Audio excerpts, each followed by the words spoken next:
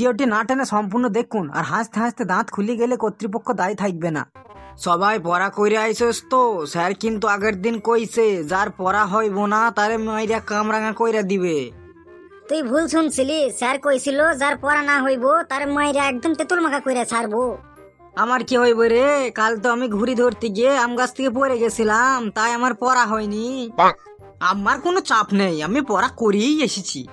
দুঃখের সময় হাসির কথা বলিস না রে ফেলু, তুই পড়া করে এসেছিস, এটা তো খুব হাসির কথা হয়ে গেল রে।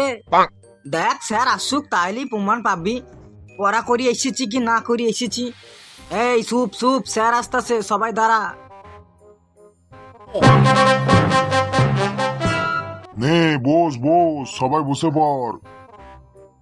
Good morning sir. পড়াটা ধরি তারপরেই বুঝতে পারবি যে মর্নিংটা গুড নাকি ব্যাড। আগের দিনকেই বলেছিলাম যে তোদেরকে আজকে রচনা ধরবো, রচনা পড়ে আসবি। পড়ে এসেছিস তো সবাই? দিদি নাম্বার 1, দিদি নাম্বার 1। কি ব্যাপারে ফুটি, তুই দিদি নাম্বার 1 দিদি নাম্বার 1 বলছিস কেন রে? স্যার দিদি নাম্বার 1-এ রচনারে দেখা যায়। তোদের আজ দিদি নাম্বার 1 ছুটাচ্ছি আমি। স্যার পুঁট্টি মনে হয় বাড়িতে টিভি দেখিয়ে বেড়ায়, একটু পড়াশোনা করে না। তুই পড়া করে এসেছিস তো বাবা ফেলু? হ্যাঁ স্যার, পড়িও এসেছি, মুখস্থ করিয়ে এসেছি, কোনো চাপ নেই। কোন রচনাটা পড়ে এসেছিস? কোন রচনাটা ধরবো বলতো? স্যার যেখান থেকে খুশি ধরুন, কোনো চাপ নেই, আমি সব রচনা পড়িয়ে এসেছি। বলেন কি? কিন্তু তুই যে বললি আমি শুধু বাঘের রচনাটাই ভালো করে পড়ে এসেছি, এখন যে বলছি সব রচনাই হয়েছে। দেখ না স্যার, যে রচনায় ধরবি আমি ওই বাঘের রচনা দিয়ে সব রচনা করে ফেলবো। তোরা কিছু বলছিস? না স্যার, আপনি প্রশ্ন করুন, শুধু কোন রচনা বলবো একবার বললুন। নে তাহলে সুন্দরবন নিয়ে রচনা বলতো। পারবি তো ফেলু? তুই দেখ না কিভাবে মেকআপটা দিই। স্যার সুন্দরবন পশ্চিমবঙ্গের দক্ষিণে সমুদ্র উপকূলে অবস্থিত। প্রচুর সুন্দরী গাছ থাকায় এই বনের নাম হয়েছে সুন্দরবন। এই বনের মধ্যে অনেক প্রজাতির পশু আছে, তার মধ্যে বাঘই হচ্ছে প্রধান। বাঘ একটা হিংস্র মাংসাশী প্রাণী। বাঘের বড় বড় নখ, বড় বড় দাঁত, বাঘের গায়ে হলুদের ওপর কালো রঙের ডোরা কাটা লোমে ভর্তি, মুখে আবার গোপও আছে। বাঘের চোখ দুটো 10 টাকা দামে রসগোল্লার মতো গোল্লা গোল্লা গোল্লা গোল্লা গোল্লা গোল্লা, আর শিকার দেখলি তার উপর খপ্পাত করে ঝাঁপিয়ে পড়ে। স্যার কেমন লাগলো আমার সুন্দরবন নিয়ে রচনাটা? বুঝেছি, এ বেটা আজকে বাঘের রচনা পড়ে এসেছে, আজকে সবটা বাঘ দিয়েই চালাবে। আজকে দেখাচ্ছি তোর মজা। এই তুই এবার গঙ্গা নদী সম্পর্কে রচনা বলতো। এটাও খুব সহজ স্যার। গঙ্গা নদী ভারতবর্ষের সব থেকে দীর্ঘতম নদী। একটি হিমালয়ের গাঙ্গোত্রী হিমবাহ থেকে উৎপন্ন হয়ে প্রবাহিত হওয়ার পর বঙ্গোপসাগরে গিয়ে মিশেছে। যেখানে গঙ্গা বঙ্গোপসাগরে মিশেছে সেখানে আছে সুন্দরবন, আর এই সুন্দরবনেই থাকে বাঘ। বাঘ একটি হিংস্র মাংসাশী প্রাণী। বাঘের বড় বড় নখ, বড় বড় দাঁত, বাঘের গায়ে হলুদের ওপর কালো রঙের ডোরা কাটা লোমে ভর্তি, মুখে গোপও আছে।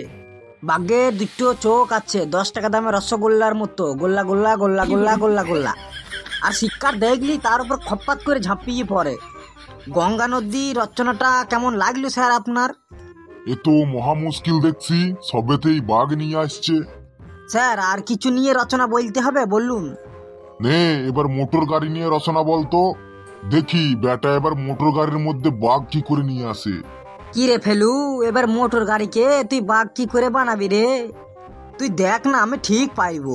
বলেন কি? স্যার আধুনিক পরিবহন ব্যবস্থা মোটর গাড়ির উপরে নির্ভরশীল। বর্তমানে রাস্তাঘাটে যত যানবাহন দেখি সবই মোটর গাড়ি। যেমন লরি বা ট্রাকে করিয়ে মালপত্র বহন করা হয়, বাসে করিয়ে যাত্রী বহন করা হয়। যাদের বেশি টাকা আছে তারা নিজেদের 4 চাকা বা প্রাইভেট গাড়ি কিনে নেয়। আমি রাস্তায় দেখেছি অনেক প্রাইভেট 4 চাকা গাড়ির পেছনে কাঁচের মধ্যে তুলো ও কাপড় দিয়ে তৈরি খেলনা বাঘ রাখে। আর এই বাঘ হলো হিংস্র মাংসাশী প্রাণী। বাঘের বড় বড় নখ, বড় বড় দাঁত থাকে। বাঘের গায়ে হলুদের ওপর কালো রঙের ডোরা কাটা লোমে ভর্তি, মুখে আবার গোপও আছে। বাঘের দুটো চোখ 10 টাকা দামে রসগোল্লার মতো, যা গোল্লা গোল্লা গোল্লা গোল্লা গোল্লা গোল্লা, আর শিকার দেখলি তার উপর খপ্পাত করে ঝাঁপিয়ে পড়ে। স্যার কেমন লাগলো মোটর গাড়ি রচনাটা?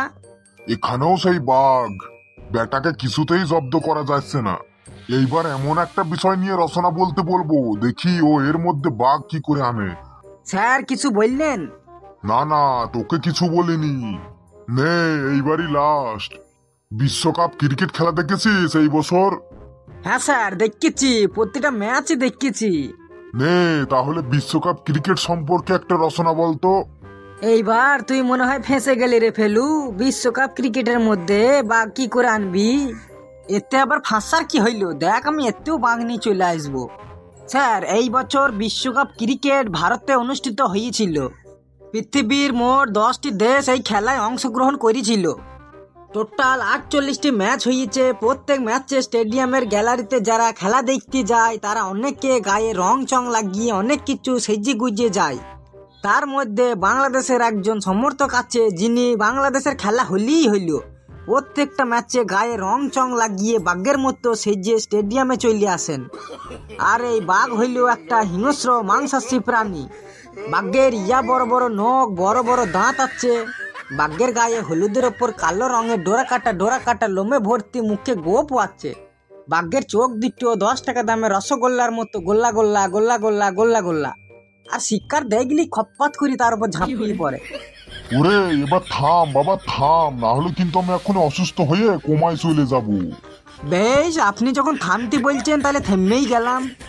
তোরা বস বাবা, আমি যাই। বন্ধুরা, আমার বাঘের রচনাটা কেমন লাগলো কমেন্টে অবশ্যই জানাবেন। আর ভিডিওটি যদি ভালো লেগে থাকে তাহলে একটি লাইক দিয়ে চ্যানেলটিকে অবশ্যই সাবস্ক্রাইব করে দিবেন। আর পাশে থাকা বেল আইকনটি বাজাইতে ভুলবেন না।